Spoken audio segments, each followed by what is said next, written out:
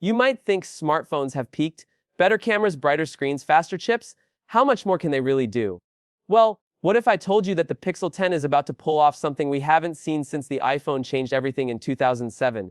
Not by folding in half or adding an extra 100 megapixels, but by making your phone smarter than ever in a way that's actually useful. It's doing something that could make every other phone feel instantly outdated. Welcome back, viewers. Sam here! If you love juicy tech updates like this one, don't forget to hit like, subscribe, and turn on that bell so you never miss the next game-changing feature. Now, let's kick things off with the one upgrade that's got photographers buzzing: macro photography on steroids. We're not just talking about zooming into a flower petal or the fine print on your passport. The Pixel 10 is taking what used to be a gimmick and turning it into one of its most powerful camera tools ever. And no, this isn't just another ultra-wide lens doing double duty. Google's cooking up something a bit more clever. You know how current Pixels rely solely on the ultra-wide sensor for macro shots? That works well until you realize its limitations. Getting too close can distort the subject or blur important details. But what if your phone could switch between two lenses automatically, using one to zoom in from a distance, and the other when you're up close? That's exactly what the Pixel 10 is doing. This system is called Tel Macro, and it's surprisingly smart. Imagine trying to snap a photo of a butterfly. If you move too close, you'll scare it off, or worse, you'll end up with a blurry mess. But with a telephoto lens handling the macro job from a distance, you get razor-sharp detail, beautiful bokeh, and none of the hassle. Then, when you're ready to zoom into your morning coffee foam art or that new wristwatch texture, the camera seamlessly switches to the ultra-wide lens. No tapping, no toggling, just perfect timing. Think of it as your phone knowing when to lean in and when to zoom out, like a photographer with instincts baked right into the hardware. But here's what's even cooler. This isn't just about hardware.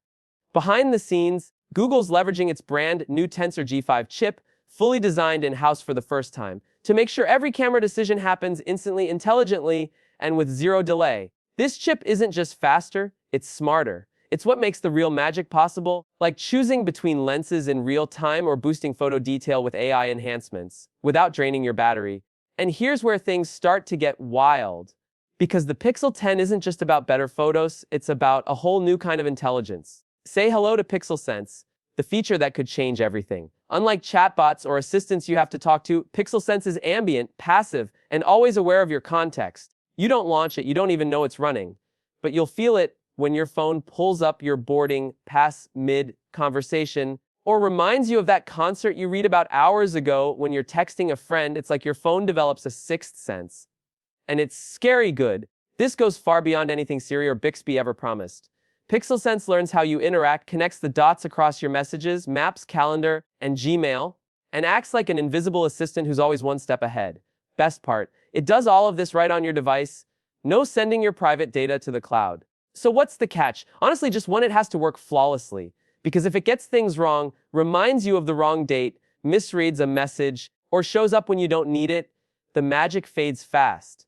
But if it nails the timing, it's going to feel like your phone finally gets you. And that's the point of the Pixel 10. It's not chasing specs or gimmicks, it's chasing usefulness. We've reached the point where even budget phones feel fast and capable. The race now is, who can make your phone feel helpful without being annoying? Let's rewind back to macro photography for a moment.